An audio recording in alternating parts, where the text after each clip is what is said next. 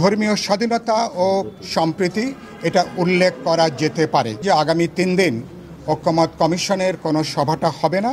আগামী রোববারে আবার সকাল 10:30টায় আলোচনা হবে। গুরুত্বপূর্ণ যে আলোচনা সকাল থেকে রাষ্ট্রের মূলনীতি সম্পর্কে আমরা বিপ্লবী ওয়ার্কার্স পার্টি থেকে যে কথাটা আমরা বলেছি, আমাদের রাষ্ট্রের যে মূলনীতি যেটা দীর্ঘ গণতান্ত্রিক সংগ্রাম, আমাদের মহান মুক্তিযুদ্ধের মধ্য দিয়ে মানুষের গণ আকাঙ্ক্ষার সাংবিধানিক রিফ্লেকশন হিসাবে যেটা সংবিধানে যুক্ত করা হয়েছে, আমরা প্রধানত মনে করি সেটা অব্যাহত থাকা দরকার।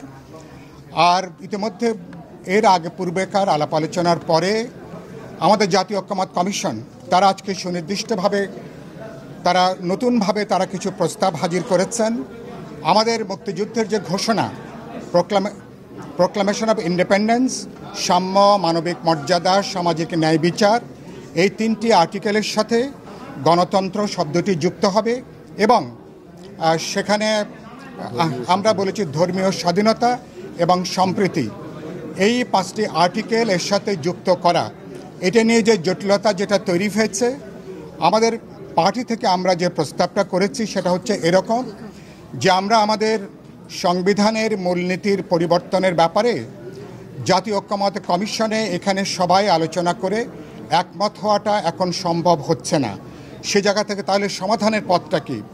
আমরা যে সমাধানের পথ হিসেবে যেটা উল্লেখ করেছি যে আমরা এভাবে এটাকে লেখাটা যায় কি না যে আমাদের রাষ্ট্র পরিচালনার মূলনীতি হিসাবে সংবিধানে যা উল্লেখিত আছে সেটা অব্যাহত থাকুক, অথবা পরবর্তীকালে যদি সেটা পরিবর্তিত হয় তাহলেও সাম্য, মানবিক মর্যাদা, সামাজিক ন্যায় বিচার, গণতন্ত্র এবং ধর্মীয় স্বাধীনতা ও সম্প্রীতি এটা উল্লেখ করা যেতে পারে। এইভাবে হয়তো একটা সমাধানের জায়গায় আসা যেতে পারে। তারা সময় দিয়েছিলেন, আমরা 10 মিনিট নিজেরা পরস্পর আলাপ আলোচনা করেছি। পরবর্তীকালে বা বিরতির পরে যখন আলোচনা হয়েছে, তারা ঐকমত্য কমিশন নিজেরা আবার বসে আলাপ আলোচনা করে এ ব্যাপারে আমরা কোনো সুরাহা করতে পারি কিনা। আজকে না হলে আমার ধারণা যে আগামী রোববারে এই প্রস্তাব তারা আবার হাজির করবেন। আর আপনারা জানেন যে আগামী 3 দিন ঐকমত্য কমিশনের কোনো সভাটা হবে না। আগামী রোববারে আবার সকাল 10:30টায় আলোচনা হবে।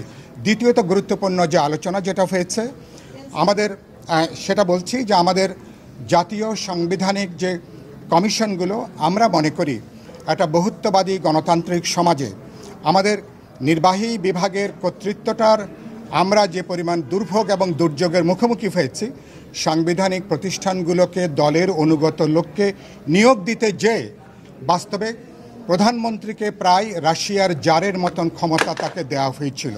তাহলে এই ব্যবস্থার একটা গুণগত পরিবর্তন দরকার। সেজন্য যেটা আমরা বলেছি, সাংবিধানিক পদের নিয়োগ কোনোভাবে এটা প্রধানমন্ত্রীর এখতিয়ারের মধ্যে এটা থাকা উচিত না। কারণ আমরা এখানে দল নিরপেক্ষ, যোগ্য, অভিজ্ঞ, প্রজ্ঞাবান ব্যক্তিবর্গকে আমরা দেখতে চাই। সে কারণের জন্য জাতীয় ঐকমত্য কমিশন সংশোধিত আকারে তারা যে প্রস্তাবটা হাজির করেছেন, এটাকে এখন সাংবিধানিক পদের নিয়োগ কমিটি এই নামটা দিয়ে 7 জন প্রতিনিধি থাকবেন প্রধানমন্ত্রী সহ।